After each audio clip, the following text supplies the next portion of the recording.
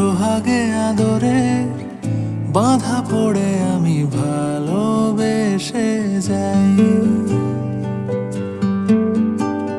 স্মৃতির সাগরে ডুবে গিয়ে আমি ভালোবেসে যাই। ভ্রমণের শেষে ফিরে এসো তুমি আগের মতো। কেউ বসে আছে তোমার অপেক্ষায়। আজ খানা ভরে আলো রেখা হয়ে ভালোবেসে যাই।